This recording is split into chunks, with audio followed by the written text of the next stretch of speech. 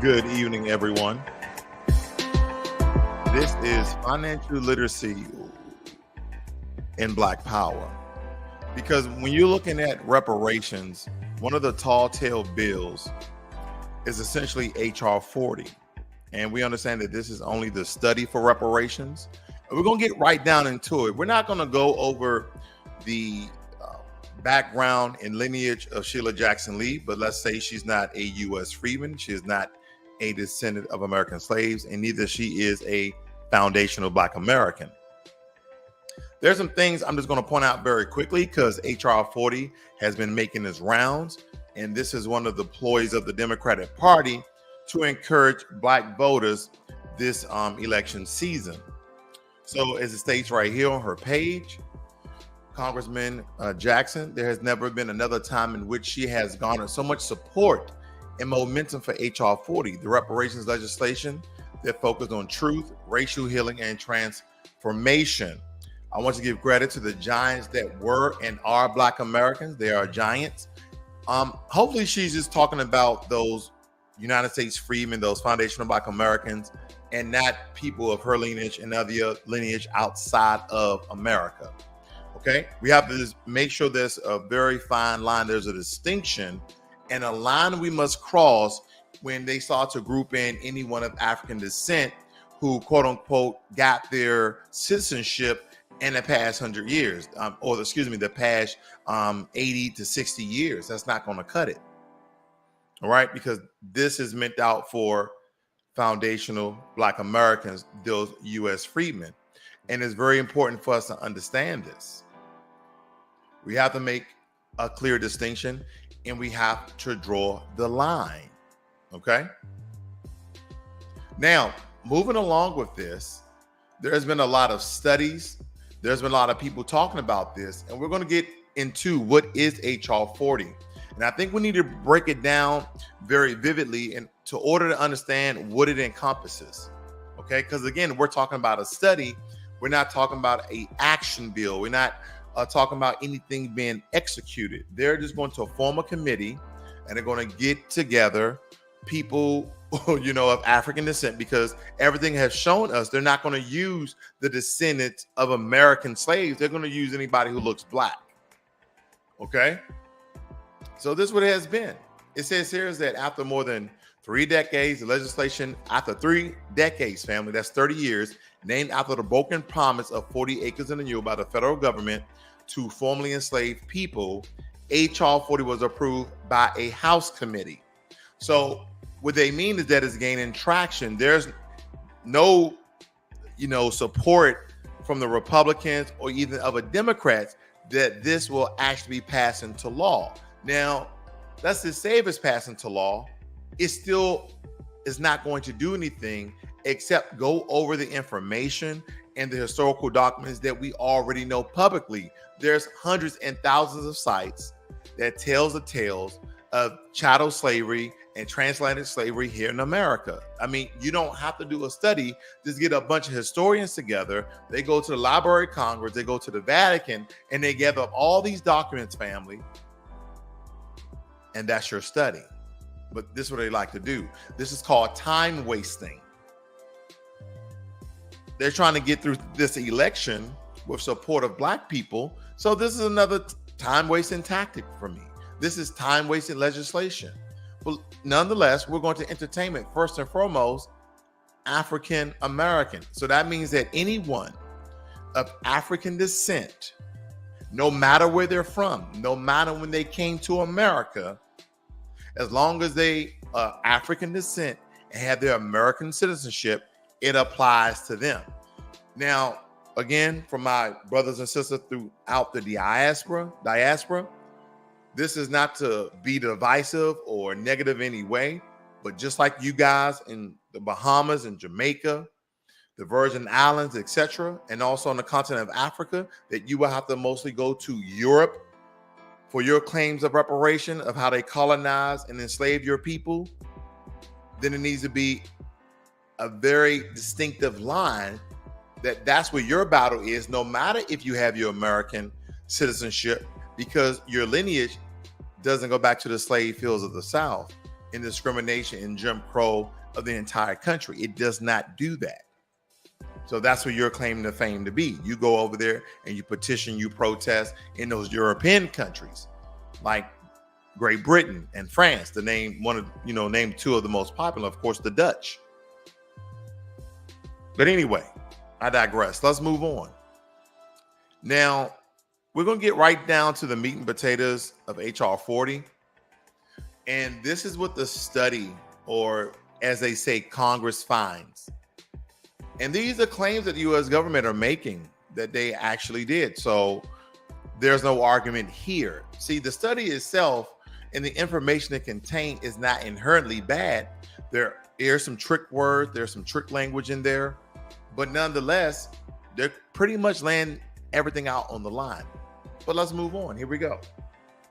Approximately 4 million Africans and their descendants were enslaved in the U.S. and colonies that became the United States from 1619 to 1865. Now, a lot of us know that slavery actually happened almost 100 years ago. I think it's like 1592, 1562. I kind of get that year wrong. Nonetheless, where the Spanish conquistadors brought over 100 Africans. This is prior to 1619. You can do your research on that family. Now, it states here that the institution of slavery was constitutionally and statutorily sanctioned by the U.S. government, okay, for almost 100 years. That's what they're stating here. By the Constitution and statutorily that our ancestors were enslaved. It states here that slavery that first in the United States constituted an immoral and inhumane deprivation of African life and liberty. Now, this document should be absolutely updated, not to no longer say Africans. And I'm not trying to wipe away my African descendancy nonetheless, but the language needs to be tight in order for things to be right. That's all I'm stating. It also states African citizen rights and cultural heritage and deny them the fruits of their own labor. This is one of the most important sentences out of this entire document. They denied us the fruits of our own labor, meaning we did not get paid. Okay, that's very plain and simple. Let me move on.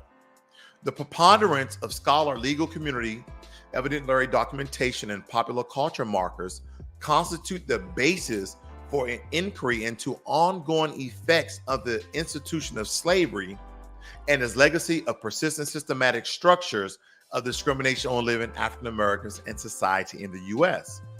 Now, here are some of the most important statements that they made, and we're going to stop here. Following the abolition of slavery in the United States, at the federal, state, and local level, continue to perpetuate, condone, and often profit from practices that continue to brutalize and disadvantage African Americans, including sharecropping, convict leasing, Jim Crow, redlining, the same as gentrification, unequal education, and disproportionate treatment at the hands of the criminal justice system. Now, for any person that's non-U.S. freedman, that's non-foundational Black American, this is one of the most powerful statements in this entire document, because they're telling you how they criminalize us in the justice system. They are telling you how they brutalize us in this country, and that we serve as a disadvantage even when we come to convict leasing. We're talking about leasing and buying of land, how they separate us and put us in ghettos by redlining. Okay? The same thing the Nazis did, thus the term ghetto. Ghetto is a Nazi term. Also, how they deprive us of unequal education. You know what that means? That means that the suburbs get more money than the low impoverished Black areas. That's all that's stating. They're saying that the suburbs has a larger funding for education versus the ghetto, versus the hood. And then it states, and disproportionate treatment at the hands of the criminal justice system. We don't have to beat a dead drum on that one. Last one. As a result of the historic and continued discrimination, Black Americans continue to suffer Debilitating economic, educational, and health hardships, included but not limited to, have nearly 1 million Black people incarcerated. This is the admittance, family, of the U.S. government stating the reason that Black Americans are in the condition that they are in now is because of what they have done and not what we have done to ourselves. Does that make any sense? This is what they're stating. So for all those boot-looking coons, I made it out the mud, I grassroots. Just because they allow one token Negro pass doesn't mean that the entire population can collaborate together is in shambles, according to U.S. poverty levels. Black Americans, we have the most homeless people according to the percent of our population, and it's not by our own hands. And this is the admittance of that. Let me read it again. It says Black Americans continue to suffer debilitating economic, meaning money, meaning social economic status, education, where a lot of us can't afford to go to college and trade schools because of our economic condition, and health hardships, meaning we make so little money we cannot even afford adequate health care. That is what it's saying. Then it states how it has over criminalized Black people, with a result that has nearly 1 million Black people incarcerated. An employment rate more than twice the current white unemployment rate, meaning they're not hiring us. They would like to argue, they would like to debate, they would like to misinformation with certain documents stating that there's just not enough Black people who are certified and educated to hold this position. But as you can tell, family, this is from the foundation on up. If you read 5, it says brutalized and disadvantaged Black Americans, how it took away our sharecropping, our farming, our land, and then took us through Jim Crow and redlining and unequal education, down to the point where it admits that the unemployment rate is more than twice. Why? Because we was never afforded equal health care. That's why we have the lowest life rate. We have the lowest life expectancy. As Black men, we're looking around 69, and as Black women looking around 83, whereas though it really narrows out at 80 for both of us, where everybody else is 5 and 10 years longer than we are as Black Americans. Let me move on. Very important, family, that we get compare and contrast with this. Now, I'm just pointing out some of the information, and I'm kind of clowning HR 40 at this point because I believe it's a time-wasting legislation. I really do think that, a time-wasting bill, right? Because we have all of this context, historical context of what occurred before slavery, during slavery, after slavery, what continued on in Jim Crow, and still what's going on today with police brutality, injustice, discrimination, work bias, racial bias, et cetera, et cetera, et cetera, gentrification, the list goes on and on and on. It states here, nevertheless, slavery received important protections in the Constitution. The notorious 3/5 clause, which counted 3/5 of a slave population and appropriating representation, gave the South extra representation in the House of Representatives and extra votes in Electoral College. Now, this particular thing, family, was created for power, right? The North was like, we can't count all of the people in the South as people, because if we count the slaves, they will outnumber us. And even with the amount of slaves that the South had, they still outnumbered the North. And here's another thing, family, because this has a two-sided definition. On one side, they never looked at us as human. Okay? They never looked at us as human.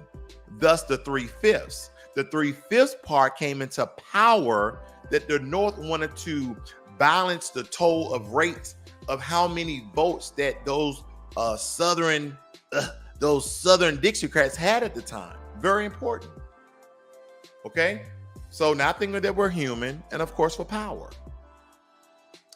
It says here, we hold these truths to be self-evident, that all men are created equal, that they are endowed by their creator with certain unalienable rights, that among these are life, liberty, and the pursuit of happiness. When they created the country, 1776, Declaration of Independence. Then it says here, yet at the time that these good old foundational fathers of America that everybody praises with constitutional this and constitutional that, yet at the time for those red-blooded Black Americans who be coon licking and buck dancing, talking about the Constitution, the Constitution, the Constitution, that you were not even considered a freaking citizen. I digress.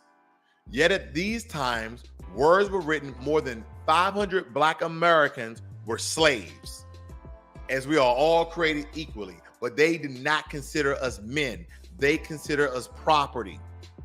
And that's what people go, oh, where the Constitution said, shut your mouth up. You a fool.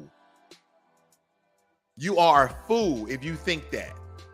I've heard it all over on social media, Facebook, Instagram, Clubhouse, and YouTube, where if you refer to the Constitution, there were more than 500,000 enslaved Black Americans as they was writing this document. We were not considered men. That's when you know when you're around a bunch of coons or you are around uneducated people who didn't take the time to read and think it through. This is common sense. You can't enslave the entire population of Black people and then say we all can.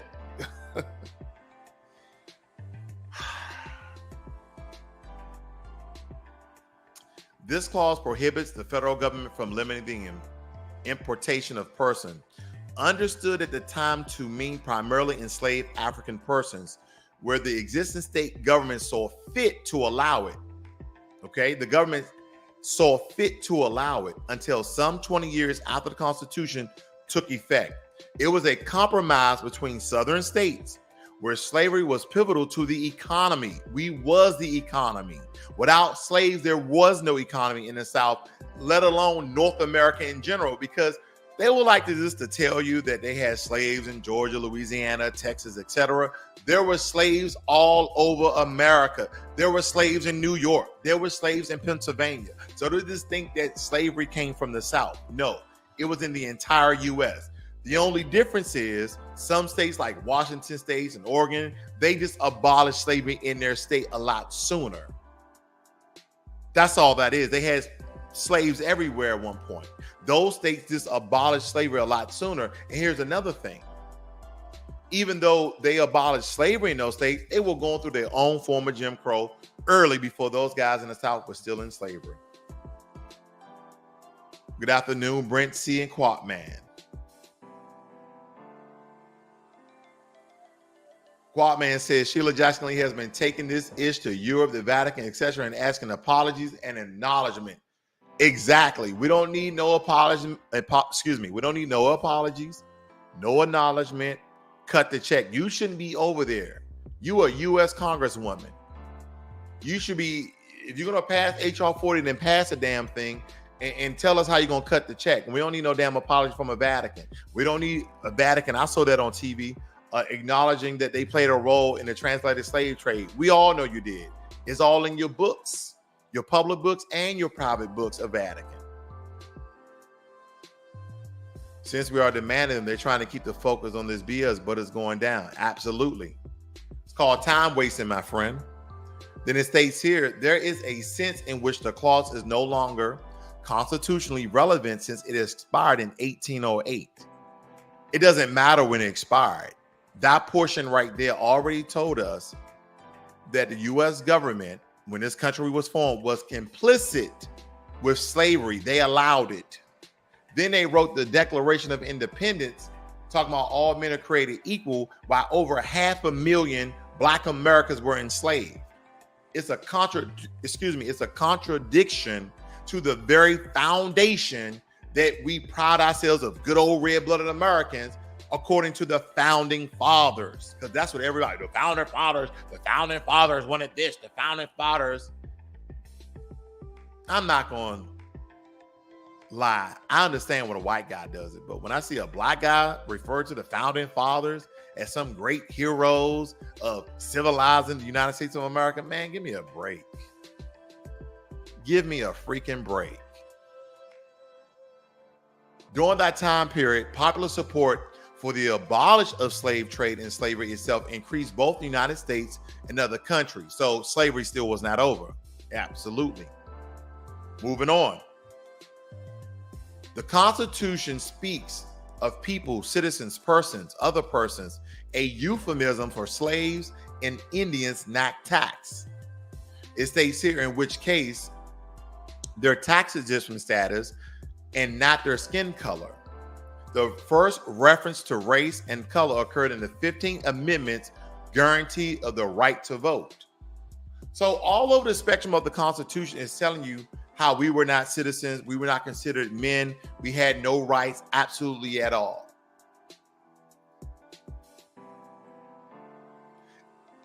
It states here that the Constitution's biggest flaw in protecting the institution of slavery. It states many constitutional provisions did this. Article 1, Section 9 prohibits Congress from banning the importation of slaves until 1808. The United States government was complicit in slavery. We already know this. So we go back to H.R. 40. You want to know where the root is. Now, we cannot use H.R. 40 as an excuse, family, but it is a cause. A lot of us can still be doing better than we are today.